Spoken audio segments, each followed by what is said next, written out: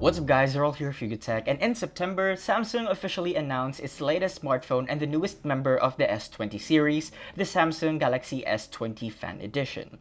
It is a slightly less expensive and toned down variant of the premium Galaxy S20 series of devices.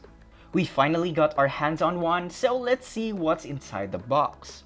Now lifting up the lid, there is a small box that contains a SIM ejector tool and a manual. There's the phone itself, and under it is the charger and the USB Type-C cable. Now the Samsung Galaxy S20 FE's design has some similarities to the more expensive Galaxy S20 and the Note 20 series. However, this model comes with a more colorful options. We have Cloud Lavender, Cloud Mint, Cloud Navy, Cloud White, and Cloud Red.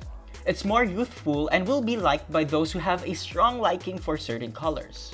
The back is made out of polycarbonate and has a matte finish that is almost resistant to fingerprint and smudges. The frame is made out of polished aluminum, but it feels like glass. It's relatively light, but it is compact and feels sturdy. The front features a 6.5 inches Full HD Plus Super AMOLED display with a relatively slim bezels and is protected by Corning Gorilla Glass 3. The front is housed in a punch hole, or Samsung calls Infinity O display, and right above it is the speakerphone. The display is very bright and offers excellent viewing angles. You can easily read what's on the screen even when used outdoors.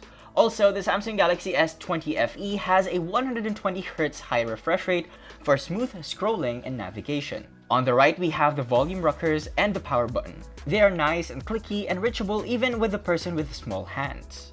Now up top, we have the secondary microphone and the triple card tray with a dedicated slot for 2 nano SIM cards and a micro SD card slot for up to 1 TB of capacity.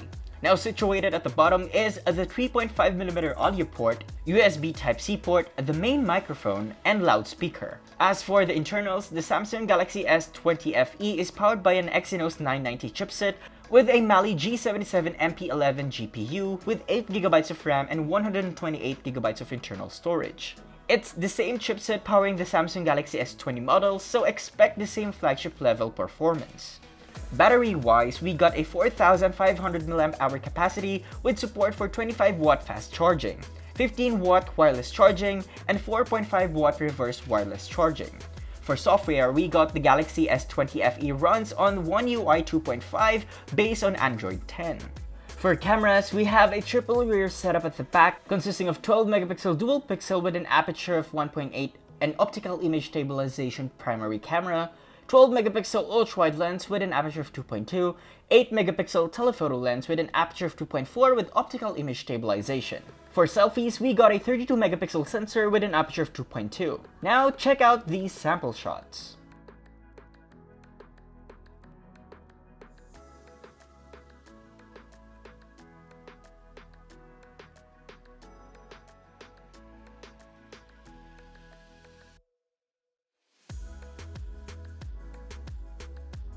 At the price of 35,990 pesos, the Galaxy S20 FE seems like a good alternative to the Galaxy S20 and the S20 Plus.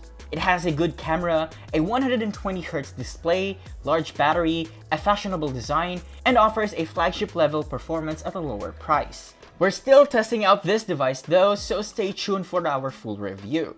So, what do you guys think about the Samsung Galaxy S20 FE?